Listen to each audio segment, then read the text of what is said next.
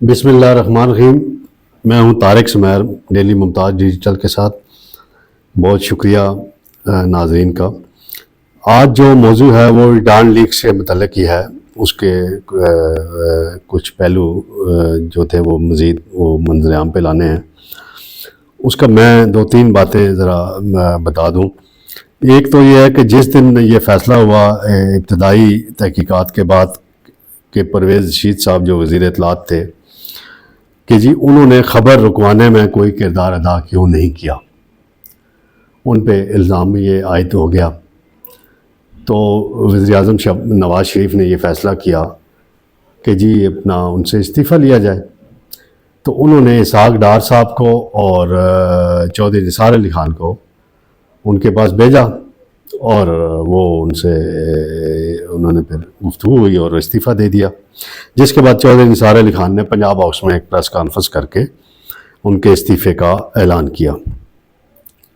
اس کے بعد سے پرویز رشید صاحب یہ سمجھتے ہیں، اور پرویز رشید صاحب کی اور چودھری نثار علی خان صاحب کی آپس میں ناراضگی شروع ہو گئی جو آج تک جاری ہے۔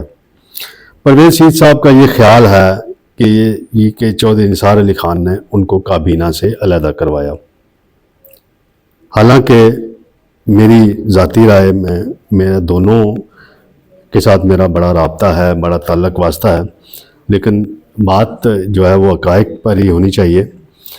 تو میری ذاتی رائے میں اگر وزیر اعظم نہ چاہے تو کوئی ایک وزیر، چاہے وہ جتنا بھی پاورفل ہو، جیسے چودھری نثار علی خان ایک پاورفل وزیر تھے اور میاں نواز شریف کے رائٹ ہینڈ مانے جاتے تھے اور ان کے ساتھ بہت قریبی تعلقات تھے، جو بھی فیصلہ کرانا ہوتا تھا وہ کروا لیتے تھے، لیکن اگر وزیر اعظم ڈٹ جائے اور کہے کہ جی میں نے ایک وزیر کی رپورٹ پہ نہیں نکالنا دوسرے وزیر کو کابینہ سے، تو یہ نہیں ہو سکتا تھا۔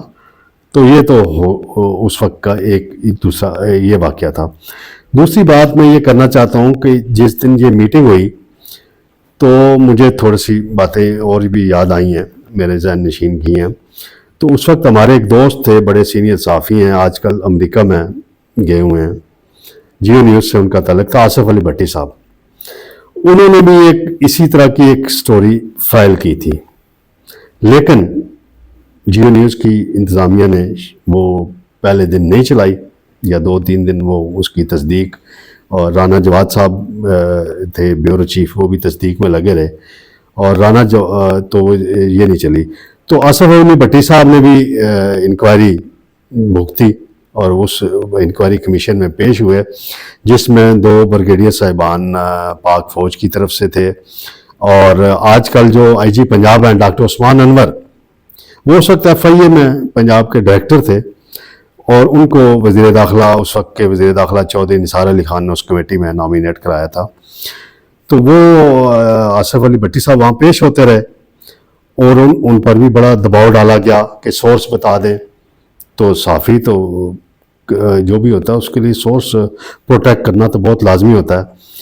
تو بہرحال انہوں نے بھی اس حوالے سے اپنی خبر شبر کی تھی، اور بڑا ان کا بھی تجربہ ہے، اور پارلیمنٹ میں بھی بڑی انہوں نے جم کے رپورٹنگ کی، اور باقی بھی اور ایشوز پہ وہ رپورٹنگ کرتے رہے ہیں۔ آج کل وہ اپنے ایک PhD کورس کے سلسلے میں امریکہ گئے ہوئے ہیں۔ دوسری بات میں جو شیئر کرنا چاہتا ہوں وہ یہ کہ سابق DGI جنرل رضوان جو ہیں، ان کے متعلق یہ تھا کہ وہ جنرل راحیل شریف صاحب کو یہ کہتے تھے کہ وہ ان کی 3 سال مدت ملازمت میں توسیع کے لیے پرائم منسٹر کی ٹیم سے رابطے میں ہیں اور باتیں کر رہے ہیں، لیکن جب وہ ادھر آ کے بات کرتے تھے تو وہ 1 سال کی بات کرتے تھے کہ 1 سال کی ایکسٹینشن دے دیں، اور تاکہ سارے یہ مسائل حل ہو جائیں گے اور یہ ہو جائے گے۔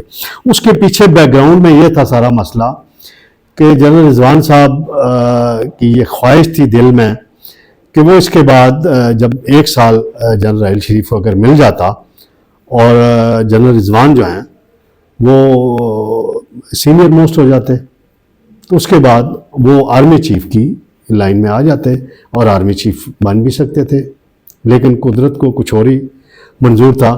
جیسے ابھی دیکھیں جنرل فیض حمید صاحب کے ساتھ جو معاملات ہوئے کہ وہ ان کی بھی یہی خواہش تھی کہ 3 سال ان کو ایکسٹینشن مل گئی ہے باجوہ صاحب کو، 3 سال کے بعد عمران خان حکومت میں ہوں گے اور وہ آرمی چیف بن جائیں گے، لیکن اللہ کو تعالیٰ کو کچھ اور ہی منظور تھا. یہاں عدم اعتماد ہو گیا اور عمران خان وزیر اعظم نہیں رہے, شہباز شریف وزیر اعظم بن گئے. تو یہ تو ایک قدرت کے بھی فیصلے ہوتے ہیں. دوسری میں یہ اس حوالے سے جو بات کرنا چاہتا ہوں کہ جو ریجیکٹڈ کا ٹویٹ آیا تھا قمر جاوید باجوہ صاحب کی طرف سے, جس کا کل بھی میں نے تذکرہ کیا ہے, اس ٹویٹ کے بعد ٹینشن بہت بڑھ گئی تھی. اور چودھری نثار علی خان کراچی کے دورے پہ تھے جس دن یہ ٹویٹ آیا.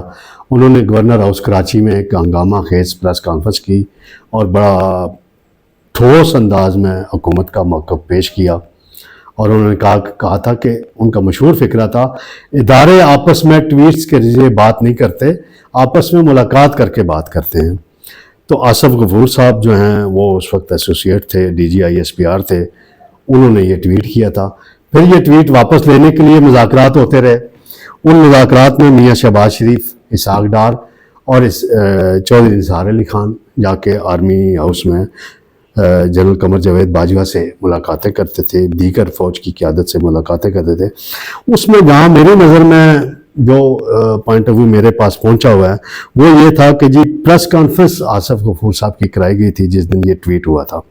اس پریس کانفرنس کے بعد ایک ریئیکشن بڑا سخت آیا اور قمر جاوید باجوہ صاحب بیک فٹ پہ چلے گئے اور اس کے بعد صورتحال ان کے کنٹرول میں نہیں رہی.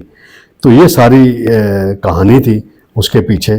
لیکن میں وہی بات آج پھر دہراؤں گا کہ قمر جاوید باجوہ صاحب اب کہہ رہے ہیں کہ یہ ڈان لیکس راحیل شریف نے اپنی ایکسٹینشن لینے کے لیے کی تھی. بالکل آپ کی بات 100% درست ہے, لیکن آپ نے جب پاور میں تھے, جب آپ اقتدار میں تھے, آپ نے اس وقت یہ بات کیوں نہیں کی؟ آپ اس وقت اٹھتے, اس وقت کے وزیر اعظم نواز شریف کے پاس آ جاتے کہ بھئی یہ میری معلومات یہ ہیں, یہ سازش تھی ساری اور یہ چیزیں, اور آپ اس کی انکوائری کرائیں. اب آپ جو سچ بولیں, جھوٹ بولیں, کہانی بولیں. آپ اب آپ کو مولانا فضل الرحمان آپ کو کیا کہتے تھے, نکے کا ابا. اب آپ نکا بھی آپ سے لڑ رہا ہے, ابا بھی آپس میں لڑ رہا ہے. یہ باپ بیٹے کی لڑائی ہے, اس میں اب پوری قوم بھگت رہی ہے.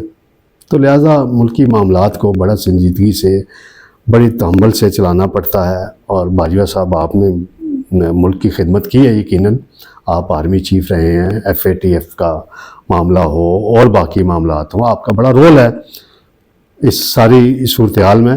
لیکن جو آپ کے کھاتے میں کچھ چیزیں پڑ گئی ہیں جن کو آپ بعض اعتراف بھی کر رہے ہیں, اب اس وقت کا انتظار ہے کہ جنرل فیض حمید کب بولتے ہیں.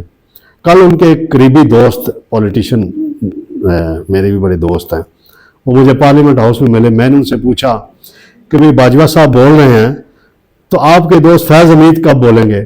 تو انہوں نے کہا وہ نہیں بولیں گے, 2 سال تک نہیں بولیں گے. تو چلیں 2 سال انتظار کر لیتے ہیں.